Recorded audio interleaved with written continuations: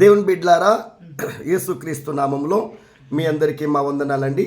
మేము ఇప్పుడు కర్ణాటక రాష్ట్రంలో దేవుని బిడ్డలారా హుబ్లీ దగ్గర కుస్కల్ రోడ్డు ఏరియాకి వచ్చామండి. ఈ చెల్లి పేరు విజయమ్మ అన్నమాట. ఈ చెల్లి కొరకు మీరందరూ ప్రార్థన చేయండి. అమ్మా, నేను ఎస్రేను విజయలక్ష్మి. దేవుని బిడ్డలారా, తన భర్త కానీ చనిపోయాడు. వీరికి మేము యేసుక్రీస్తు గురించి సువార్త ప్రకటించాము.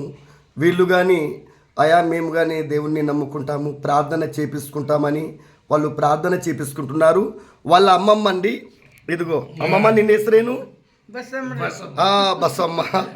ఈ బసమ్మ గారి కొరకు మీరందరూ ప్రార్థన చేయండి. ఈమె వయసు ప్రియులారా 80 సంవత్సరాల వయసు అన్నమాట. చూడండి, 80 సంవత్సరాల వయసు. ఆమె ఇప్పుడు కానీ ఆమె చక్కగా కొట్టు పెట్టుకుని ఉంటుంది. అమ్మ, ఈమె అంటుంది ప్రియులారా, పాస్టర్ గారి దగ్గర నేను అంటే అబద్ధాలు ఆడకూడదని చెప్పేసి ఈమెలో ఉన్నటువంటి నీతి. కాబట్టి ఈమె కొరకు మీరందరూ ప్రార్థన చేయండి. వీళ్ళ ఫ్యామిలీ అంతా కానీ దేవుని బిడ్డలారా, చక్కగా అమ్మగారు తన భర్త గారు కానీ కాలమైపోయిండు, చనిపోయిండు. తర్వాత ఇక్కడ ఉన్నటువంటి సహోదరి విజయ తిన భర్త కానీ చనిపోయిండు. ఈ కుటుంబాల కొరకు మీరు ప్రార్థన చేయండి. ಅಮ್ಮ ನಾವು ದೇವರ ನಾವು ಮತ್ತೆ ಬಂದ್ಬಿಟ್ರೆ ಇಲ್ಲಿ ನಾವು ಪ್ರೇಯರ್ ಇಟ್ಟಾನ, ఓకేనా?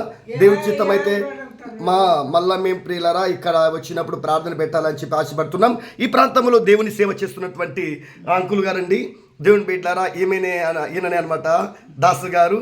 ఈయన హుబ్లీలో నన్ను ఆహ్వానించినటువంటి దేవుని సేవకులు. ఈయన కొరకు సువార్త చేస్తున్నారు. ఈయన చాలా ప్రేమించాడండి నన్ను, దేవుని బిడ్డలారా. కాబట్టి ఈయన ద్వారా మేము ఇక్కడ తెలియని ప్రాంతానికి దేవుడు నడిపించాడు.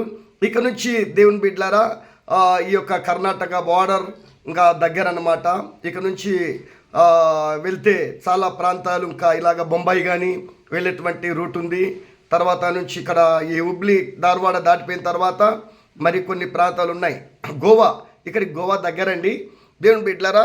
కాబట్టి ఈ యొక్క కుటుంబాల కొరకు మీరు ప్రార్థన చేయండి. దేవుని చిత్తం అయితే మరలా మేము వచ్చినప్పుడు ఇక్కడ చక్కని ప్రార్థన పెట్టి వీరికి సువార్త ప్రకటించాలని చెప్పి ఎంతో ఆశపడుతున్నాం. దేవుడు మిమ్మల్ని దీవించును గాక. ఆమెన్.